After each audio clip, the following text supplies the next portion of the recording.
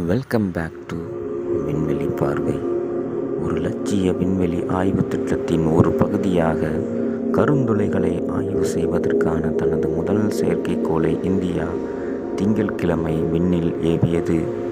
X ray polarimeter செயற்கைக்கோள் வானியல் விண்வெளி ஆய்வகத்தை பயன்படுத்தி கருந்துளைகள் மற்றும் பிற வான பொருட்களை ஆராயும் இரண்டாவது நாடாக இது இந்தியாவை உருவாக்கும். நாசா 2021இல் இதே போன்ற ஒரு பணியை செய்திருந்தது. அதன் பின்னர் நாம் காணாத கண்டுபிடிப்புகளை அது செய்துள்ளது. கருந்துளைகள் என்பது சூப்பர்னோவா வெடிப்பில் சரிந்து விழும் ஒரு பெரிய நட்சத்திரத்தின் எச்சங்களில் இருந்து உருவான மிகச்சிறிய பகுதியில் நிரம்பிய ஒரு மகத்தான பொருளாகும். அவற்றின் ஈர்ப்பு விசை மிகவும் வலுவானது. ஒளியை கடக்க முடியாது. அவற்றை கண்டறிவது மிகவும் கடினம். இந்திய விண்வெளி ஆராய்ச்சி நிறுவனத்தால் திங்கட்கிழமை ஏவப்பட்டது. நாட்டின் பரந்த விண்வெளி இலக்குகளின் ஒரு பகுதியாகும்.